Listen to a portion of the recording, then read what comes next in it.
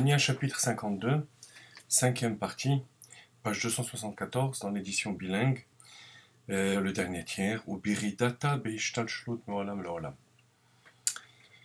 Nos maîtres disent Istakel Beoraita ou Baralma. Dieu a observé la Torah pour créer le monde. Ce qui veut dire que lorsqu'il crée la lumière, Vayomer Elokim Yehi Or, il lit le pasuk Vayomer Elokim Yehi Or, il observe les mots de la Torah Vayomer Elokim Yehi Or, et avec ça il crée la lumière. Ce qui veut dire que l'enveloppe qui permet d'accompagner la Shrina, la présence divine, le dévoilement de la présence divine, de monde en monde, c'est la Torah. C'est ce que nous allons expliquer dans cette cinquième partie du chapitre 52. Obiridata bishtalshalut meolam leolam. Lorsque la Shrina descend par cet enchaînement des mondes, du monde d'Atsilut au monde de Bria, au monde de Yetzira et au monde de Asiya, c'est une chaîne. Comme une chaîne où le chaînon le plus haut a pour fin, la fin du chaînon, le début du chaînon d'après. De même, tout cet enchaînement de mondes est relié, connecté. Et lorsque la Torah descend de monde en monde, elle passe du monde d'Atsilut, qui est le monde du Sod, de la Kabbalah, au monde de Bria, qui est le monde du Drush, le vêtement du Midrash, pour ensuite aller dans Yetzira, qui est le monde du Remez, de l'allusion, de la Gemara, pour ensuite arriver au monde de Asiya, qui est l'autre monde, qui est le monde du Pshat, du Chumash Rashi. Parce que tous ces vêtements successifs de la Torah, ces 4 niveaux d'interprétation, correspondent aux 4 mondes spirituels. Lorsque la Torah descend de monde en monde, Gam Shrina, Yarda Venitlav Shabbat, Bechol Olam Vaolam. La Shrina descend avec la Torah, cette présence divine, qui va être filtrée par la Torah de ce monde. Vezeu Echal Kodesh Kodashim Shebechol Olam Vaolam.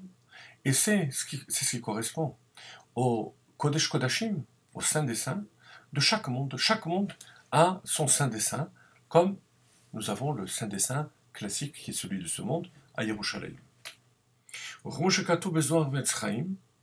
Ainsi que cela a été rapporté dans le Zohar, dans Rabbi Shimon Bar Yochai, dans l'Etzraïm du Harizal, que la Shrina, qui est au niveau des attributs divins, l'attribut de royauté, c'est-à-dire que là-bas, dans le Zohar et l'Etzraïm, on ne parle pas de la Shrina, on parle de Malchut.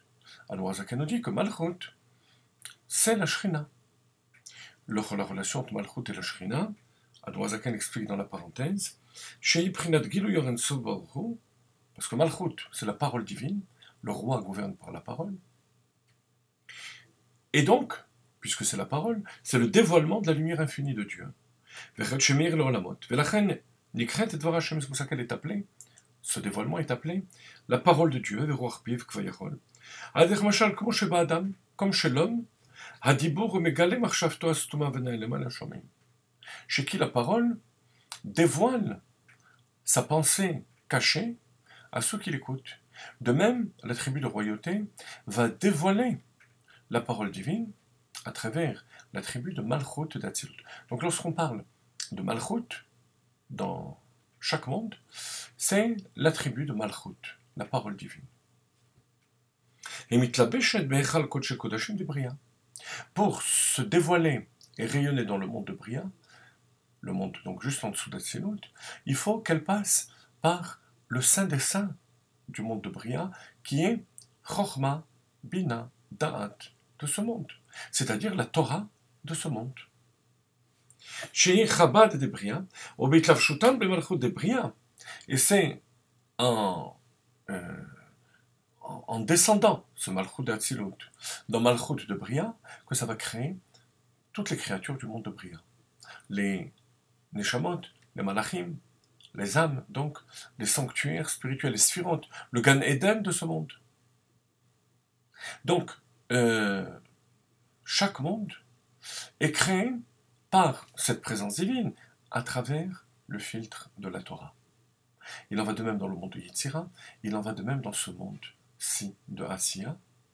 Tous les astres, toutes les créatures de ce monde sont créées par le plan de la Torah qui va filtrer la présence de la Shrina. Vous comprenez Bepimiut, profondément, ce que veut dire étudier la Torah. Au niveau du pshat, on amène le vêtement dans le monde de Asiya, ce monde-ci. Au niveau du remez de la Gemara, dans le monde de Yetzira, du Midrash, dans le monde de Bria, et du Sod, dans le monde d'Atzilut.